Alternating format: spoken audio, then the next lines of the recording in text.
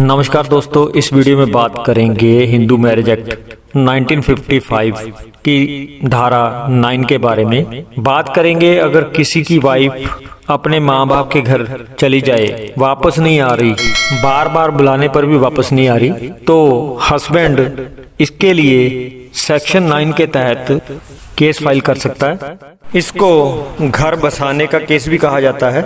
चाहे हस्बैंड हो चाहे वाइफ हो, दोनों ही सेक्शन 9 के तहत केस फाइल कर सकते हैं। अगर पति फाइल कर रहा है, कोर्ट को लगे कि पत्नी जो है बिना किसी जायज कारण अलग रह रही है, पूछने पर भी कोई कारण नहीं बता रही, तो कोर्ट वाइफ को ऑर्डर कर सकती है कि वाइफ हस्बैंड के साथ रहे। इसी तरह दूसरी तरफ अगर हस्बैंड वाइफ से बिना किसी कारण अलग रह रहा है, पूछने पर भी कोई कारण नहीं बता रहा, वाइफ ने सेक्शन 9 का केस फाइल किया है, तो कोर्ट हस्बैंड को ऑर्डर कर सकती है कि अपनी वाइफ के साथ दोनों को इकट्ठा रहना होगा।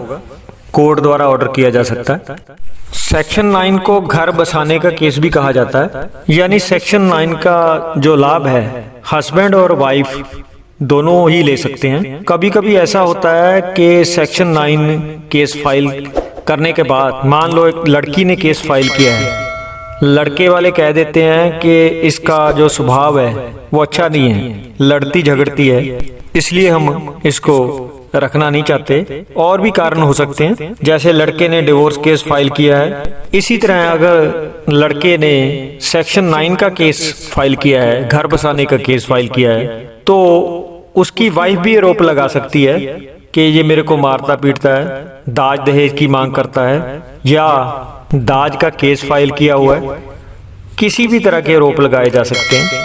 अगर इस तरह के आरोप लगाए जाते हैं, फिर उस पर बहस होती है। बाद में जिसके हक में बात सही होती है, फैसला होता है। अगर कोर्ट को लगे कि दूसरी पार्टी बिना किसी जायज कारण के अलग रह रही है, मान लो वाइफ बिना किसी कारण के अपने हस्बैंड से अलग रह रही है, पूछने पर भी कोई कारण नहीं बता रही, तो कोर्ट वाइफ को ऑर्डर कर सकती है कि वो अपने हस्बैंड के साथ रहे। इसी तरह हस्बैंड अगर बिना किसी कारण के अलग रह रहा है, पूछने पर कोई जवाब नहीं दे सकता, वाइफ ने सेक्शन 9 का केस फाइल किया हुआ है, तो कोर्ट हस्बैंड को ऑर्डर कर सकती है कि अपनी वाइफ के साथ रहे। इस तरह की और कानूनी जानकारी के लिए चैनल को सब्सक्राइब जरूर करें और घंटी का बटन दबाएं।